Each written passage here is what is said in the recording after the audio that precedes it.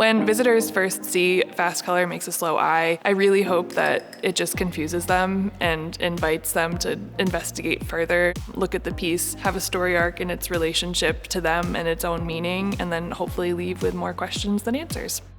I'm Anna Warfield. I'm the 2025 Antigravity artist here at the Rockwell Museum. I make text-based soft sculptures, which basically means I write poems and I turn them into fabric installations. Usually they're hung from the ceiling and usually they're pretty pink. Anna Warfield is a part of our Year of Color, where we're celebrating all the facets of color and how artists use color to convey emotion, to convey mood. Her work seems to sort of shoot out across our rotunda, and it's a very sort of organic, flowing kind of feel. I feel like this is a project that was made for me. The prompting of anti-gravity, all of my work for the most part is suspended to begin with, and so a site-specific installation-based prompt respond to this setting just felt so perfect. Fast Color Makes a Slow Eye. It's this sort of rambling, nonsensical, ongoing poem that I've been working on. Overall, the piece has really been about loosening up and letting go of control. There can be strength in knowing when it's time to let go of a thing. Over time, I've come to this place of not wanting to answer the question of what does the thing say, or not wanting to have to. So this is a piece that is about also for the viewer letting go of that desire to have to know what the answer is. And if you can't let it go, you're gonna be tormented by it. So it's kind of participatory in that way.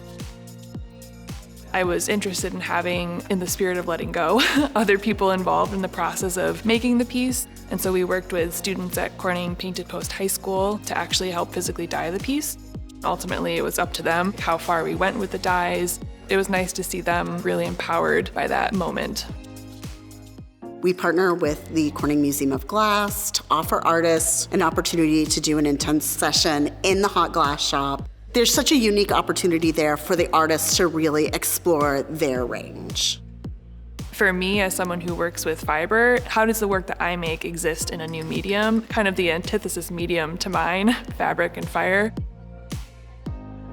I got to work with Helen across about 6 months of correspondence and communication, picking up bits and pieces of verbiage and understanding of what it goes into hot glass. A lot of the language in the hot shop is language that I also incorporate into my own work. I have pieces that say harder, softer, and suck or blow, things like hot shop language that are a part of my own vernacular in my own work. I'm thinking about lung capacity, what the parallel is between hot glass making and blowing and speaking. Any overlaps that I could find between communication, art, and object making was the main idea.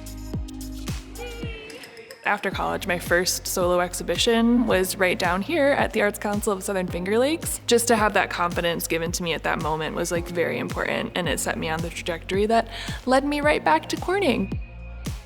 My work and my interest in general is in acknowledging the spaces that we see binaries and then asking us to obliterate them. For me, pink and blue specifically is the other color I work in. It's definitely related to gender and the gender binary, my relationship to those spaces. I try to reclaim the color pink as something that is a strong color, a color that can maybe at first feel like a soft invite, but then has a harder, punchier meaning behind it. It's approachable and fun and interesting, and then it sort of gets another layer, another level of storytelling. That makes it sort of the perfect Rockwell kind of work of art. Taking art seriously, but making art accessible. That's part and parcel of what we do here every day.